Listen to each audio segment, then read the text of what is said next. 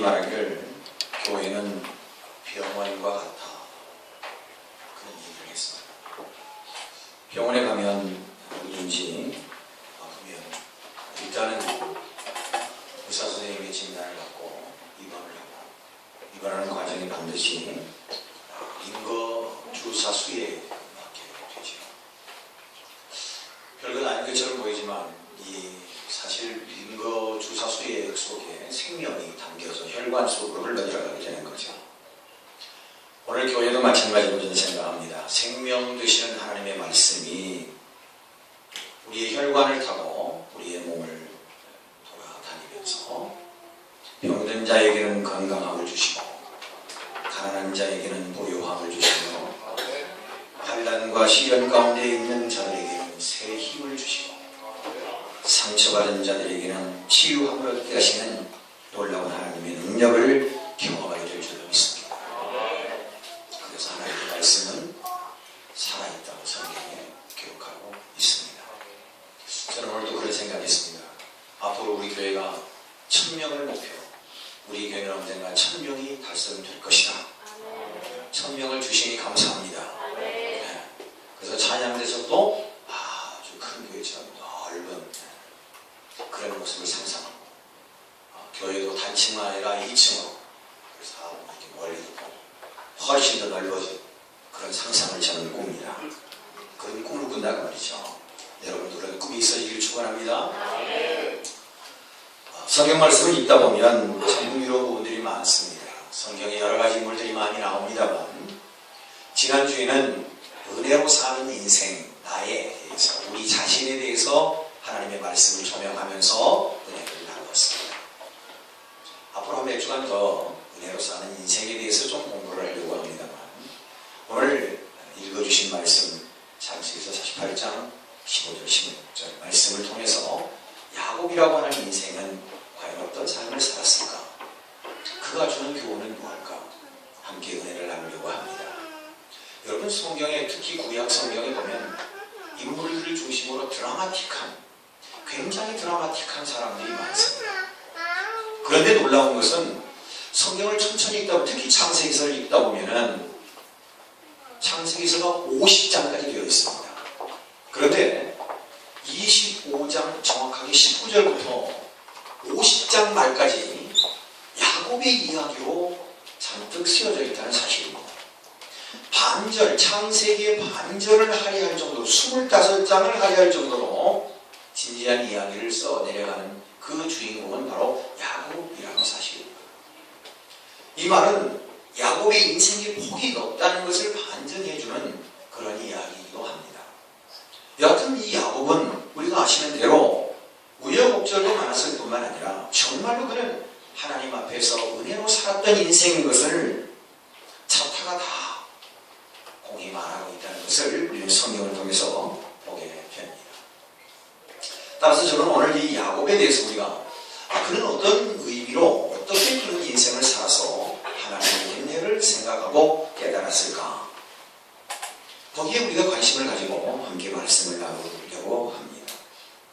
그는 먼저 창세기서 47장 9절, 오늘 48장 앞에 47장 9절을 가서 보면 거기에 그런 내용이 기록되어 있습니다. 우리 47장 9절을 한번 보겠습니다.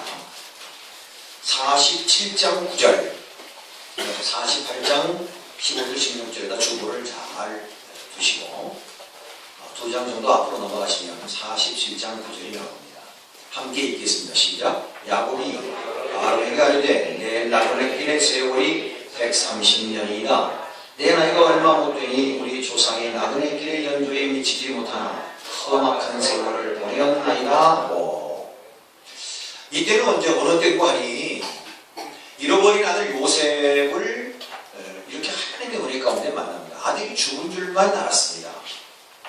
여러분, 수요일날 간혹 제가 은혜를 받는 프로그램 중에 사람을 찾습니다. 그래서 정말 본의 아니게 어려운 시절에 흩어졌던 가족을 상봉하는, 말로 할 수 없는 목받쳐 오르는 소름과 눈물로 회복이 되고, 가족이라고 하는 한 끈에 묶어진 그 공동체, 그 아름다운 만남을 보면서 가슴이 참 뭉클해지는, 그리고 눈시울이 뜨거워지는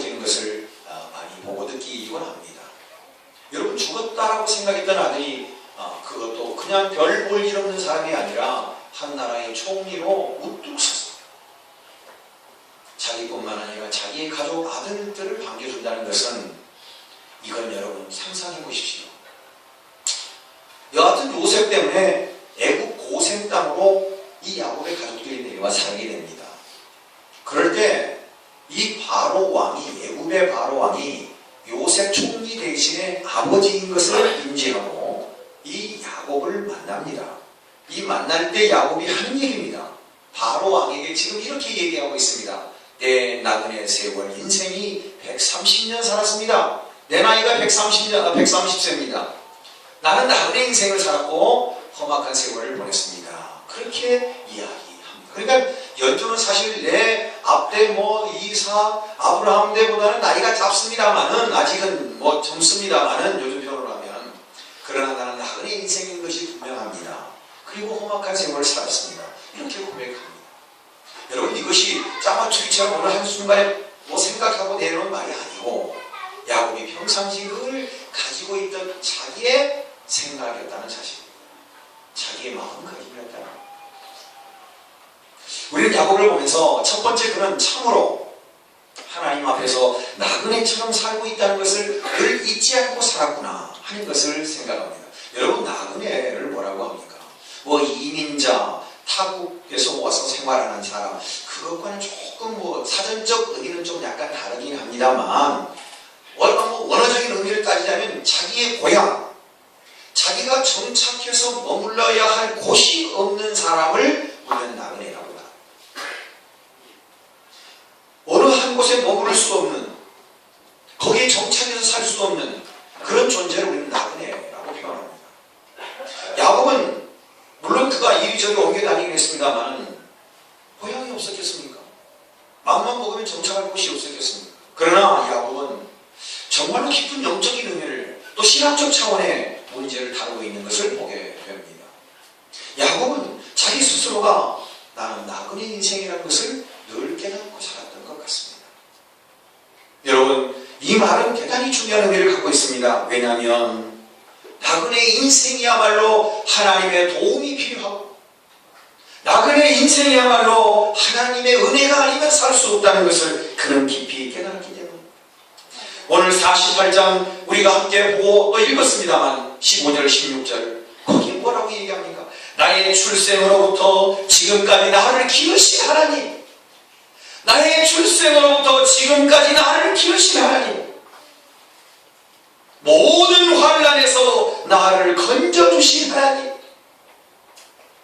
이 말은 나그네는 곧 이런 인생의 삶으로 살아가는 자라는 것을 정의하는, 무슨 낱말의 풀이를 한 것처럼 얼마나 일목요연하게 잘 설명하고 있는지 모릅니다.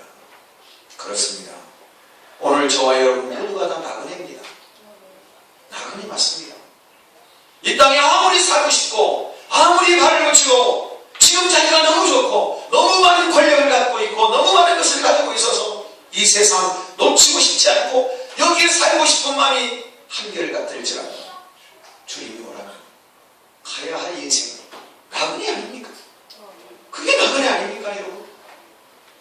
머물지 못하는 것, 한 곳에 정착하고 싶은 마음이 있어도 그렇게 할 수 없는 인생, 이 사실을 야곱은 알았습니다. 야곱은 알았습니다. 여러분, 우리 인생의 모든 게 다 하나님의 은혜죠. 여러분, 출생은 어떻습니까? 어머니의 뱃속에서 10달 동안 있다 나오는 이 출생의 과정, 이 신비로움은 어떻습니까? 하나님의 은혜입니다.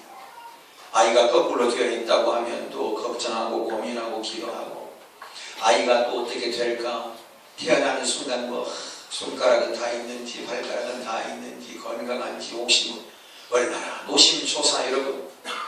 여러분 출생부터 하나님의 은혜 아닙니까? 여러분 하나님의 은혜입니다. 살아가는 건 또 어떻습니까? 우리 인생이 하나님의 은혜 없이 살 수 없다는 것 야곱이 이미 알았습니다. 그리고 그는 나그네 인생이다, 그렇게 표현하고 있습니다. 그렇습니다. 나그네 인생길을 도우신 하나님을 잊지 않고 살았다는 겁니다. 은혜를 아는 자는 하나님을 잊지 않고 기억하고 사는 자입니다. 여러분, 하나님이 도와주셔야 살아갈 수 있는 존재가 우리입니다. 아무리 우리가 욕심을 부리고 아무리 우리가 내 능력이 이만하고 내가 이렇게 잘 살고 내가 이렇게 유능한 사람이라고 말하는지 모르지만 하나님이 도와주셔야 할 수 있다는 것, 우리 모두가 다 공감하는, 인정하는 부분이라고 저는 생각합니다. 사랑하는 성도 여러분, 얼마나 이 야곱의 고백이 아름다운지요. 시편 23편의 다윗은 여호와는 나의 목자시니 내게 부족함이 없으리로다. 그가 나를 푸른 조랑에 누이시며 쉴 만한 물가로 인도하시는도다. 내가 사막에 음침한 골짜기를 다닐지라도 해를 두려워하지 않는 것은 주께서 나와 함께 하시니. 아멘. 나의 평생의 선하심과 인자심이 정녕 나를 따르니 내가 여호와의 집이 영원히 거하리라. 다윗처럼 이렇게 아주 불후의 명작, 불멸의 명작인 시 한 편을 다윗처럼 만들어내지는 못했다고 하더라도 야곱은 바로왕 앞에서 내 나이 130인데 나그네와 같은 인생, 험악한 세월을 보냈다라고 고백하면서 하나님께서 나의 출생부터 지금까지 기르시고 험난한 세월 속에, 험난한 고초 속에서 나를 건져주신 하나님. 여러분, 시편 23편 다윗의 시처럼 훌륭하지는 못해도 여러분, 야곱이 하는 이 고백적, 이 고백은요, 이 고백적 은혜는요, 제가 생각할 때는 시편 23편에 능가하는 그런 아름다운 고백이라고 저는 생각이 되거든요. 우리의 삶이 하나님의 은혜입니다. 이스라엘 백성들은 지난 40년간 하나님의 그 은혜 속에 살았습니다. 아시는 대로 하나님이 공급해 주시는 만나를 먹고 살았다 그 말이에요. 애굽에서 나온 이스라엘 백성들은 먹을 것조차 구할 수가 없었습니다. 그런 그들에게 하나님은 아침마다 꿀에 섞여 있는 그런 만나를 하늘에서 내려 주셨습니다. 만나, 그 말의 의미는 이것이 무엇인가? 이것이 무엇인가? 이 만나 아닙니까? 먹을 수 없는 황량한 광야에서 하나님은 하늘에서 만나를 그들에게 내리셨고 그들을 먹이셨다는 사실. 그것도 하루 이틀도 아니고 1년 2년도 아니고 40년 광야 생활에 그들을 먹이셨다는 것은 하나님의 은혜였습니다. 우리의 삶의 여정을 돌아보면 우리에게도 광야와 같은 그런 시절, 그런 상황들이 있었을 줄 압니다. 아니, 그런 일이 없어야겠지만 앞으로 살다 보면 그런 황량한 광야 같은 그런 우리의 메마른 그런 삶이 전개될 수도 있을 것입니다.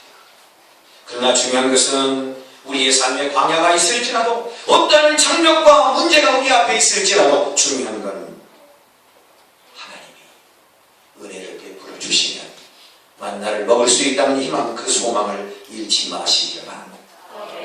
만나를 주어 살게 하신 하나님의 은혜를 기억하는 성도, 그 은혜를 사모하는 성도에게 하나님은 만나를 주신다는 겁니다. 일어설 힘이 없고 일하려고 해도 건강이 따르지 않고 문제를 해결하고 싶어도 내 힘으로 도저히 해결할 수 없는 그런 상황, 그 상황이 바로 광야 아닙니까? 내가 이것 해보고 저것 해보고 내가 무엇을 어떻게든 해보고 달아주지 않는다는 거죠. 건강이, 자본이, 등등 여러 가지 우리의 삶을 얽어매는 것들이 많지 않겠습니까? 그 상황이 어쩌면 광야인지도 모릅니다. 우리 인생의 광야인지도 모릅니다. 힘써도 참을 수 없고 문제를 해결할 능력도 없고 우리 힘으로 어찌할 수 없는 그 상황, 그것이 바로 광야가 아니겠냐 그 말입니다. 사랑하는 성도 여러분, 광야를 만나셨다면 하나님의 은혜를 사모하시기를 바랍니다. 하나님의 은혜를 간구하시길 바랍니다. 은혜의 만나를 오늘 저와 여러분에게 내려주실 줄로 믿습니다. 우리 하나님은 이스라엘 백성들의 필요를 아시고 정확하게 채워주시는 놀라우신 하나님을 발견합니다. 여러분 오늘 주보를 받으셨으면 고백의 기도에 대해서 우리 주보의 뒤에 보면 재정에 관한 예를 제가 세워놨습니다. 여러분 한 달 동안 성경 책석에 놓고 다니시면서 이 기도문을 계속 부르짖고 기도하십시오. 예컨대 내 필요를 채우시니 감사합니다. 나는 풍요한 삶을 사는 자입니다. 예수 그리스도 안에서 나는 부유한 자입니다. 늘 외우십시오. 그리고 그렇게 기도하십시오. 하나님께서 우리의 삶의 풍요로움을 채워주실 것입니다. 여러분이 필요한 것을 채워주실 것입니다. 아멘이십니까? 금요일날 오시면 금요 기도회 때 우리가 이거 훈련합니다. 계속 훈련할 것입니다. 앞으로 재정 건강, 등등 여러 가지 신앙적인 것, 우리가 현실적 주님이 허락하신 모든 복을 받기 위해서 우리가 훈련이 필요하다고 생각합니다. 하나님은 우리의 모든 것을 아십니다. 그래서 우리의 필요한 것을 채워주시는 분인 것을 믿으시기를 바랍니다. 사랑하는 성도 여러분, 이스라엘 백성들이 40년 동안 만나를 먹고 사는 것은 정확하게 말하면 만나를 먹은 것이 아니라 하나님의 은혜를 먹고 살았다는 겁니다. 음식이 없는 광야에서 하나님은 은혜로 만나를 내려서 그들을 살게 하신 하나님의 은혜였다 그 말이에요. 우리의 인생은 모두 하나님의 은혜로 살아요. 여러분, 갓난아이가 무엇으로 삽니까? 우유와 엄마의 젖으로 산다고 생각하십니까? 맞는 말입니다. 그러나 좀 더 정확하게 말씀드린다면 틀린 말일 수도 있습니다. 갓난아이는 엄마의 젖과 우유로 먹고 사는 건 분명하지만, 그러나 우리가 좀 더 깊이 있게 생각해 보면 그것은 엄마의 젖과 엄마의 우유가 아니라 엄마의 사랑과 은혜를 사랑합니다. 그래서 엄마가 무한한 사랑으로 우유도 주고 젖도 주고 따뜻한 이불도 덮어주고 나이가 설사하면 약도 먹여주고 관심을 가지고 늘 보살펴주는 것, 엄마의 무한한 은혜가 아니겠습니까? 사랑이 아니겠냐고 말입니다. 야곱은 하나님의 은혜를 고백하면 하나님 모든 것이 하나님의 은혜입니다. 그렇게 고백하면 하나님 더 많은 것으로 풍성히 채워주었던 것을 경험했습니다. 여러분, 고백이라는 것은 뭡니까? 하나님의 말씀과 일치하는 것을 말합니다. 우리의 삶에 하나님의 말씀대로 실현되고 이루어지는 것을 말하는 것을 고백이라고 생각합니다. 사랑하는 성도 여러분, 하나님의 은혜 가운데 살아가는 저와 여러분이 우리가 해야 할 첫 번째 목표는 우리가 나그네 인생이고 하나님의 은혜 없이 살아갈 수 없다라고 하는 분명한 자기 고백이 우리의 목표가 되어야 될 줄 믿습니다. 여러분의 신앙생활을 아무리 오래 하고 아무리 잘한다고 말한다 할지라도 중요한 것은 우리는 나그네 인생이고 하나님의 은혜가 아니면 살 수 없습니다.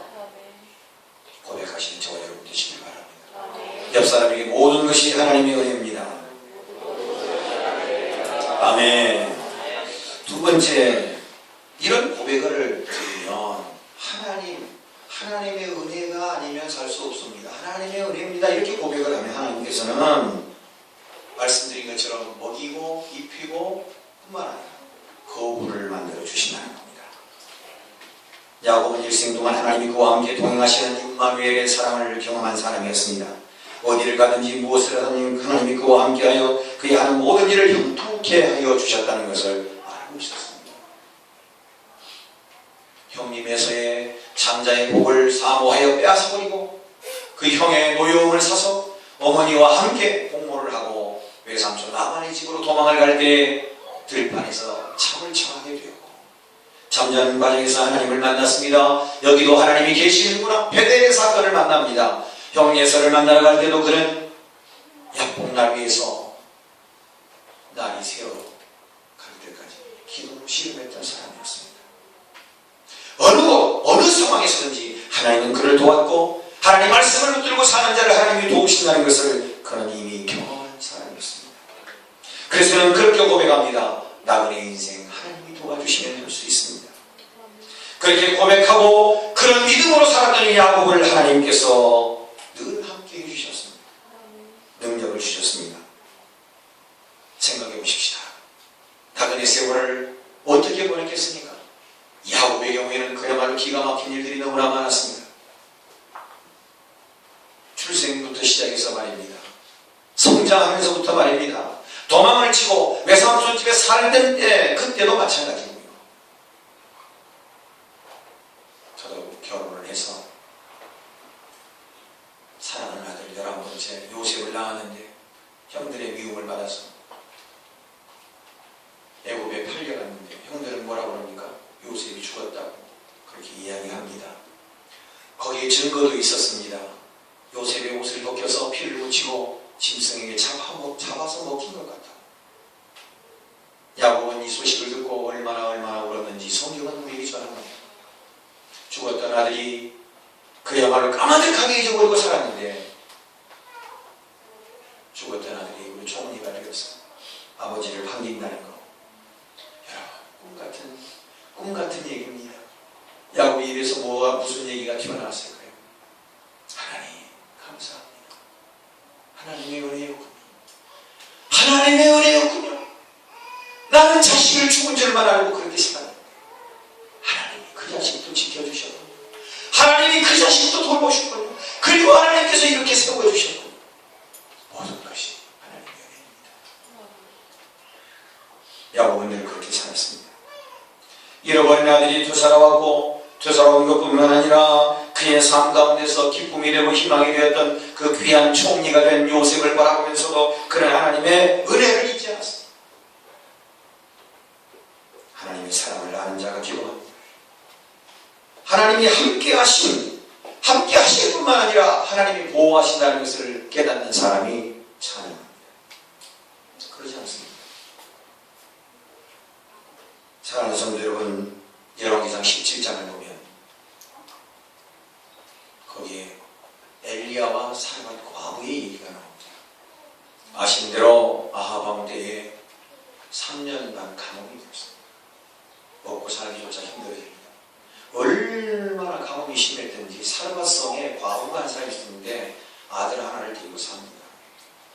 흉년이 너무 심해서 먹을 것이 다 떨어지고 동이 납니다.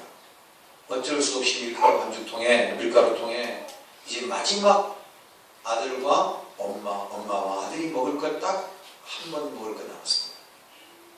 그런데 엘리야가 그 여인에게 그걸 가져오라고. 여러분, 이게 기가 막힌 일입니다. 아니, 하나님은 사랑이시라면서 어떻게 이렇게 잔인하십니까? 상식적으로 맞지 않습니다. 하나님, 이거 우리 마지막 먹고 이제 없어 죽을 수밖에 없어요. 죽으려고 해요. 그런데 이걸 가지고 오라고. 하나님 너무하시네요. 잔인하십니다. 그런데 사르밧 과부는 어떻게 해요? 순종. 여러분, 하나님의 은혜를 아는 자는 하나님의 방법대로 사는 자예요. 여러분, 하나님 앞에 심고 거두는 하나님의 원리, 하나님의 영적 원리, 하나님의 방법을 우리가 알아야 합니다. 은혜를 아는 자가 하나님의 큰 사랑과 은총을 입게 된다는 것도 심고 거두는 영적인 비밀을 알기 때문입니다. 여러분, 야곱은요, 심는 자였습니다. 여러분, 공강복음에 보면은 계속해서 나오는 말씀입니다. 디베라 바닷가에서 한 소년이 자기가 먹을 점심 한 끼를 예수님께 갖다 바쳤습니다. 그 심는 일에 하나님의 놀라운 역사가 나타납니다. 5,000명이 먹이고 12강이가 납니다. 들판의 기적이 일어났습니다. 심고 거두는 방법을 우리가 배워야 합니다. 상식에 맞지 않고 논리적으로 맞지 않아도 하나님 앞에 심는 일이 얼마나 중요한지 모릅니다. 야곱이 하나님 앞에 서원하는 내용을 우리는 창세기 28장에서 볼 수 있습니다. 창세기 28장 18절에서 22절, 하나님의 은혜를 절대 잊지 않겠다고 그는 고백합니다. 야곱이 아침에 일찍 일어나 베개로 삼았던 돌을 가져다가 기둥으로 세우고 그 위에 기름을 붓고 그곳 이름을 베델이라 하였더라. 이 성의 이름은 누스다. 야곱이 서원하여 이르되 하나님이 나와 함께 계셔서 내가 가는 이 길에서 나를 지키시고 먹을 떡과 입을 옷을 주시어 내가 평안히 아버지 집으로 돌아가게 하시오면 여호와께서 나의 하나님이 되실 것이요 내가 기둥으로 세운 이 돌이 하나님의 집이 될 것이요 하나님께서 내게 주신 모든 것에서 10분의 1을 내가 반드시 하나님께 드리겠나이다 하였더라. 야곱은 하나님 앞에 심는 자였습니다. 나그네 인생을 경험하고 하나님의 은혜로 산다는 것을 분명히 확신하는 사람은 하나님 앞에 하나님의 방법, 영적 권리고 심는 자였습니다. 야곱은 하나님 앞에 심었습니다. 그랬더니 창세기 32장 형 에사를 만나러 가기 위해서 준비하는데 그 내용을 보십시오. 가축의 떼를 세웠는데 제가 어제 저녁에 성경을 찾아서 정확하게 보니까 가축의 총 숫자가 제가 시간이 관계서 말씀드릴 수 없고 전체를 세어보니 560마리 이상이었습니다.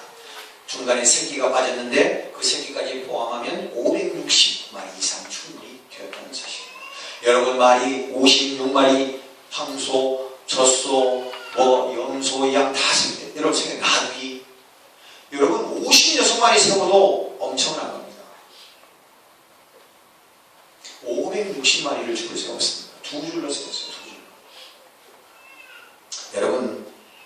얼마 값쳐가지고 지금 재산이 얼마란 거 이런 거 밝히지 않아도 560마리 가졌으면 거부입니다. 거부. 힘있고 거두는 하나님의 원리. 여러분 기억하십시다. 하나님의 은혜로 산다는 것은 게으르고 나태한 생활을 의미하지 않는다는 겁니다. 가만히 앉아서 기도했으니까 신앙생활 하니까 여러분 그렇게 착각하지 마십시오. 착각하지 마십시오. 여러분 예수님 사에 누구보다 더 부지런해요. 제가 금요일날도 말씀드렸습니다만 신앙생활하는 사람들이 세상 사람들보다 어떻게 보면 더 비천하게 사는 경우도 있어요. 왜 그런지 아십니까? 세상 사람들은 예수님 모릅니다. 하나님 모릅니다. 그렇기 때문에 세상 말로 돈도 백도 없으니까 죽자 사자 뜁니다. 열심히 공부하고 열심히 이리저리 뛰어다니고 정신없습니다. 왜냐하면 자기의 능력으로 살아야 하니까. 근데 하나님 믿는 사람들은 그런 노력도 안 하고 가만히 앉아서 기도만 하고 아유 하나님 다 알아서 해줄 그런 게 어디 있어. 여러분 우리가 기도했다면 하나님 나의 필요를 채우시니 감사합니다 했다면 나의 필요를 채우시는 하나님의 말씀에 맞게 고백은 하나님의 말씀과 일치하는 거라고 했어요. 어떻게 해야 돼요? 열심히 살아야 돼요. 성경은 우리에게 말합니다. 게으르고 나태한 종을 향하여 이 약하고 무익한 종아. 성경은 일하기 싫거든 먹지도 마라. 성경은 기도만 하고 가만히 있어 하나님이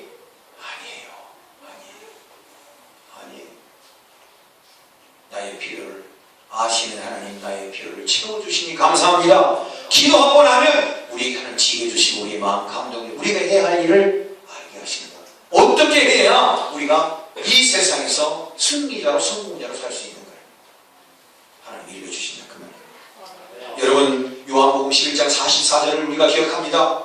예수님께서 죽은 지 사흘 이제 나사로를 향하여 예수님이 찾아왔습니다. 마리아와 마르다가 예수님을 붙들고 통사. 예수님이 우리 집에 계셨다면 우리 오라버니 죽지 않았는데 예수님이 우리 집을 떠나시고 난 다음에 오라버니가 죽었어요. 빨리 오시라고 했는데도 안 오시고 이제 오셨으니 이제 우리 오라버니 시체의 시신이 다 썩어갑니다. 예수님께서 뭐라고 합니까? 무덤 앞에 가서 돌문 열어라! 나사로야 나오라!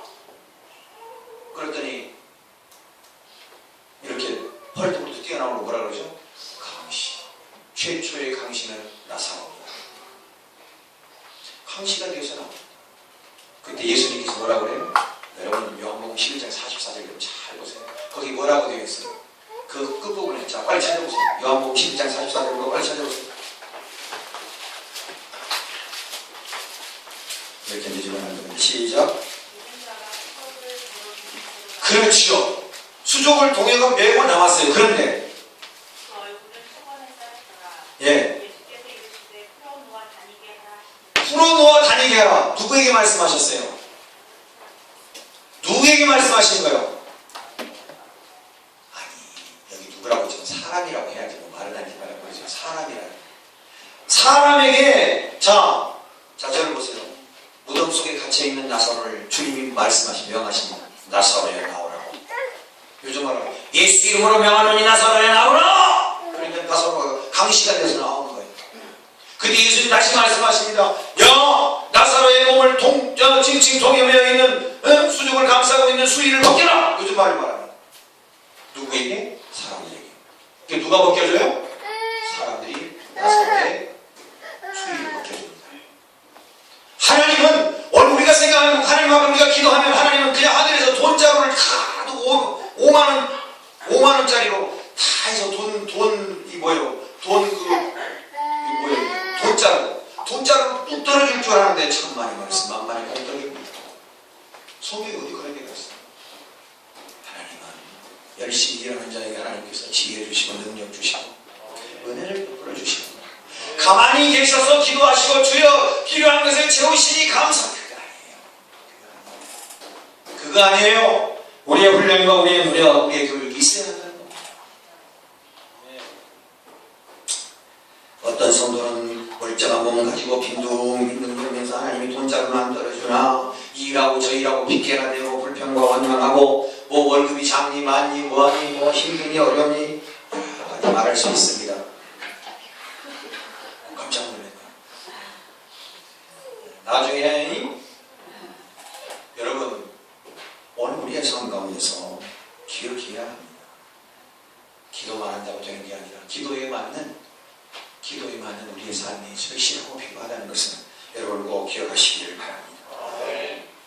광야에서 기적적인 방법으로 만나를 먹이셨던 하나님은 가나안 땅에 들어가시고 농사를 짓게 하시고 그들로 하여금 소출의 것을 곡식을 먹게 하셨습니다.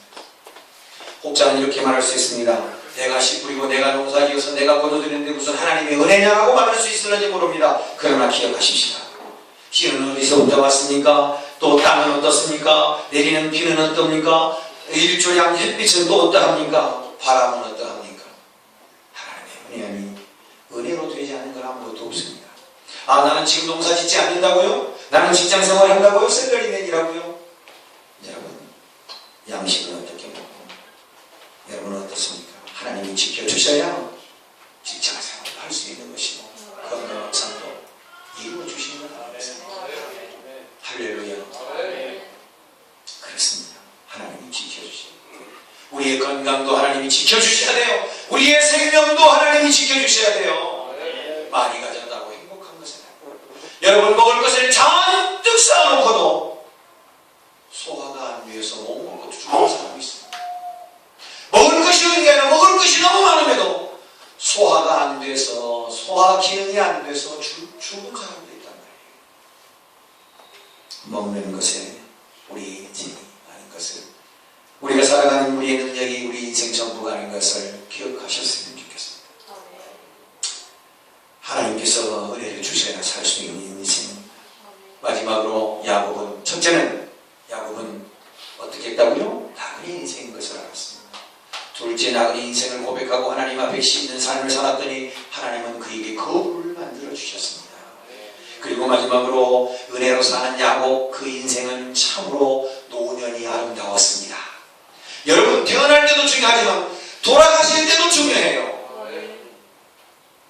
주변에 보니까요 여러분 치매를 안 걸려야 될 것 같아요. 치매 스트레스 많이 받으면 안 된대요. 그리고 부지런히 하십시오. 치매 이거 힘든 거예요. 치매 김병에 효자 없다고 여러분 생각해 보십시오. 제정신이 아니에요. 제정신이 아니니 언제 하겠습니까? 그것을 가족이 하루 이틀 한다고 해서 이게 보통 권한이 아니에요. 보통 권한이 아니에요. 보통 권한. 그렇다고 해서 기관에 오시면 좋으려면 또 거기에 의견이 또 분분하고 무슨 모임, 가족 모임이 있을 때마다 어떻게 그럴 수 있냐고 그럼 네가 모셔라고 나는 아니고 이게 참 그렇고 가서 현실을 보면 또 그거 다 아픔이 참 우리가요 저도 마찬가지 모두도요 올 때도 하나님의 은혜로 갔지만 갈 때도 하나님의 은혜로 가야 합니다고 기도하는 것도 중요하다고 생각해요.